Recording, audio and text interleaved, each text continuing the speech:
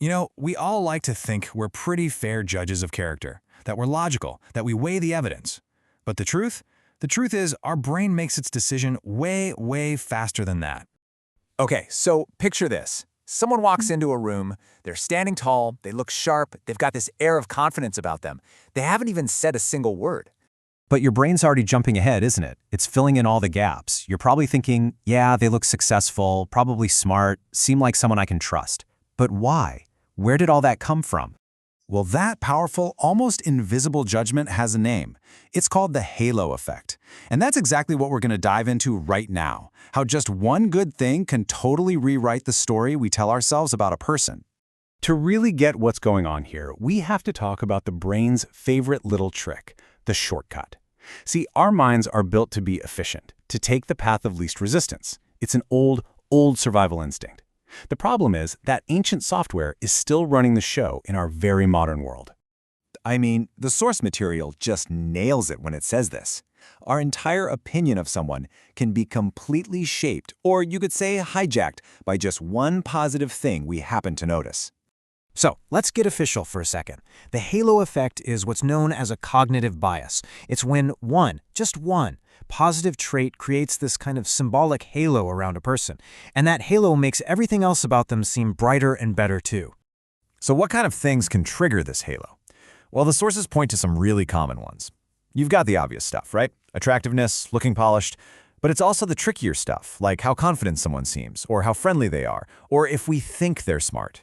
Any one of these can flip that switch. And get this isn't some brand new pop psychology thing. Nope. This idea is backed by research that goes back 100 years. We're actually going to travel back to the 1920s to a military study that first caught this sneaky bias in the act.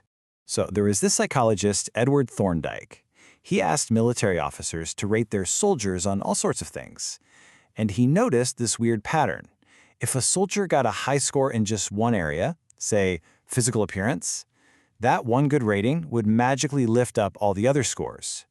Suddenly their leadership skills, their character, their intelligence, everything was rated higher. It was the perfect example of how one single trait was casting a halo over everything else. Okay, so that was the 1920s. What about today? Let's bring this into our world, because believe me, the halo effect is quietly running in the background of your life pretty much constantly. Let's take a classic example, the job interview. Imagine a candidate who's super polished, speaks confidently, just seems to have it all together. What does our brain do? It goes, yep, they're competent, a leader. Now picture another candidate, maybe just as skilled, but they're a little nervous, a little awkward. The gut reaction?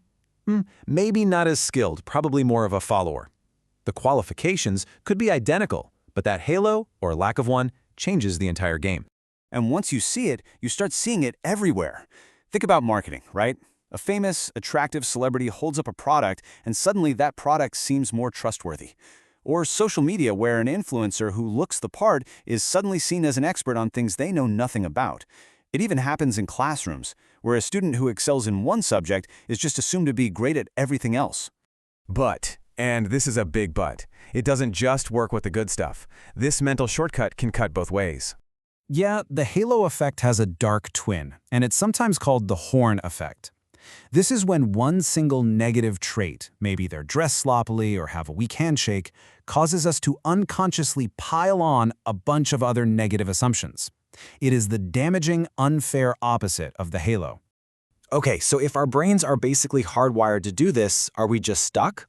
Well, not exactly. And this brings us to the most important part, how we can start to see past that glow, simply by knowing that these mental shortcuts even exist.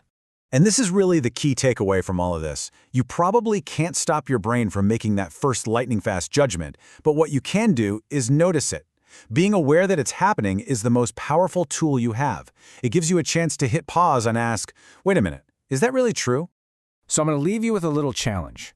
The next time you meet someone and you feel that instant opinion click into place, good or bad, just ask yourself, am I really seeing the whole person here, or am I just looking at the halo or the horns?